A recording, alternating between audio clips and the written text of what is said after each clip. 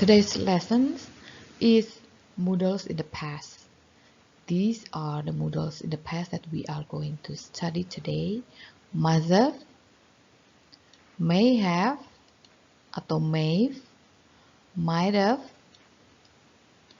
can have, should have, ini ya, apostrophe VE ini artinya have, would have, and could have.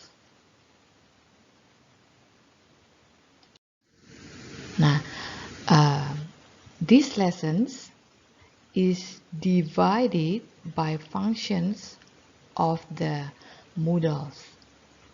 So I group the modals based on their functions. There are 4 functions that I'm going to discuss here. The first one is to draw a conclusion or to speculate. Based on a fact, based on something we see or we hear, we can draw a conclusion or we speculate. Jadi kita menarik kesimpulan atau berspekulasi berdasarkan fakta yang kita lihat atau kita dengar gitu ya. There are 4 modals in the past that we are used here for this function. Mother, artinya dia pasti sudah pergi misalnya ya. Might have and may itu bukan pasti tapi tingkat kepastiannya berkurang. Dia mungkin sudah pergi ya. Can have, dia tidak mungkin sudah pergi. Jadi ini pasti banget tapi negatif yang belakang ini. Can have. There are 4 modals here. Okay, let's see the examples. So we see that Papa's car is still in the garage. Ini mobilnya si Papa, nih mobilnya masih di dalam garasi. It's still in the morning and you see that Papa's car is still in the garage. So we can conclude or speculate that Papa can have gone to work because his car is still in the garage. Papa masih ada di rumah, Papa tidak mungkin sudah pergi kerja gitu. Karena mobilnya masih ada di rumah. Karena tiap hari pakai mobil ke kantor. Tuh ya, ini. Jadi we can draw a conclusion berdasarkan fakta yang kita lihat mobilnya masih ada di garasi. Jadi kita ambil kesimpulan atau kita berspekulasi bahwa Papa tidak mungkin sudah pergi ke kantor. Can have gone to work. Okay, next. Nah, after a long holiday, we get back to school and we see that Tina got a sunburn. Ini teman kita, our best friend Tina got a sunburn. Kita lihat mukanya merah-merah, pipinya merah-merah gitu ya. Lalu, then we can draw a conclusion or we can speculate that Tina must have spent her holiday on the beach.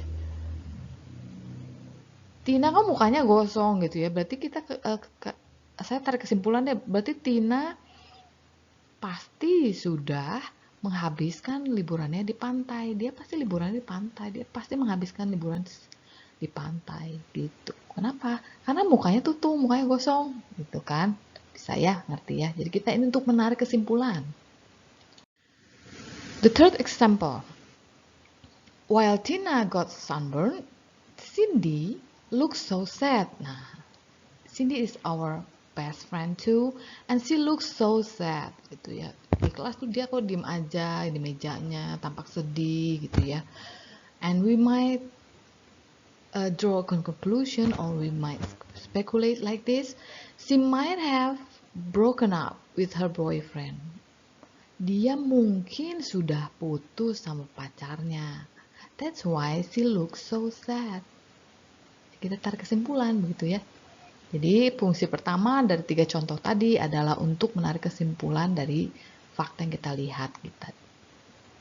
Okay. Next function is untuk menyatakan apa yang seharusnya sudah dilakukan di masa lalu. Ini ada faktor regret atau penyesalannya ya. Pakainya should have. Ini sudah terjadi, saya tahu, aduh seharusnya dulu saya tuh gini gitu ya. Nah, my cat is so fat. Aduh, kucing gue tuh nih gemuk pisan, kerjanya tidur aja gitu ya. Why? Because I fed her every single day, misalnya tiap hari kita kasih makan 4 times a day, misalnya 4 kali atau more, even more. That's why she is so fat. Sekarang kita baru lihat dia gemuk, nggak bisa ngapa-ngapain, nggak suka lari, nggak suka apa-apa, cuma tidur aja, kasihan ya. Berarti saya rada nyesel nih. I shouldn't have fed her too often. Saya rada nyesel, seharusnya saya tuh tidak mengasih makan dia terlalu sering. Tapi ini ada kata sudahnya, dulu tuh sudah, seharusnya saya tidak kasih makan terlalu sering. Ini ada unsur regretnya di sini. Next, I gain weight. So this morning, I found out that I gain weight again, gitu ya, naik lagi 1 kilo lagi, minggu kemarin 1 kilo lagi. Saya udah nyesel nih. Kenapa? Karena kebanyakan makan nasi, makan karbo. Jadi saya menyesalnya, saya bilang I should have stopped eating carbs. Saya mestinya sudah berhenti makan karbohidrat. Gitu. Suatu hal yang semestinya saya sudah lakukan di masa lalu, tapi tidak. Itu ini untuk menyatakan penyesalan biasanya. Oke, the third function itu untuk menyatakan sesuatu yang semestinya sudah terjadi di masa lalu gitu ya. Tapi ini situasi pengandaian, jadi peristiwanya tidak terjadi, hanya berandai-andai. Peristiwanya tidak ada yang terjadi ya di sini. Fungsi ketiga ini pengandaian, if tipe ketiga biasanya dipakai. For example, last Wednesday was your birthday, but I didn't know that. So I didn't send you any flower, I didn't give you any presents, I didn't say happy birthday to you because I didn't know that it was your birthday. Gitu.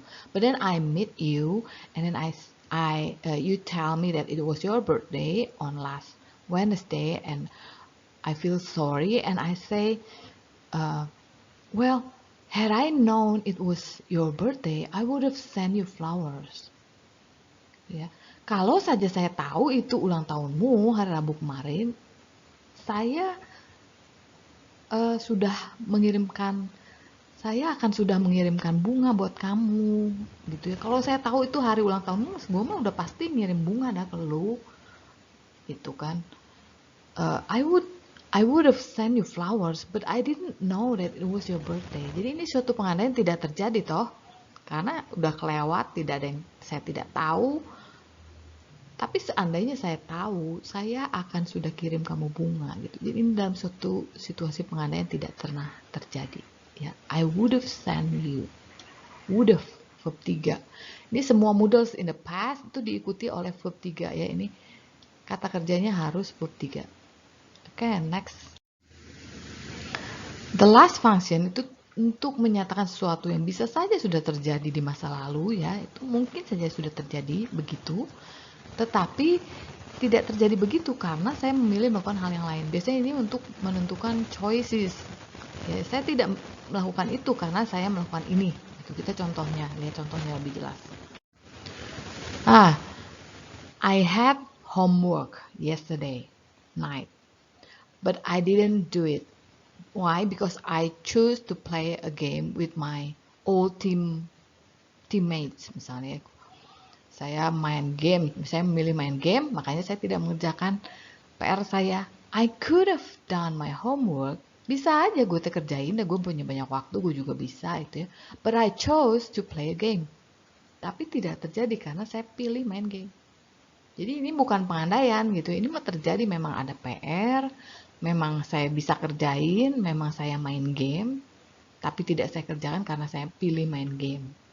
Ini jadi untuk menunjukkan sesuatu yang saya pilih instead of doing something gitu. Next example.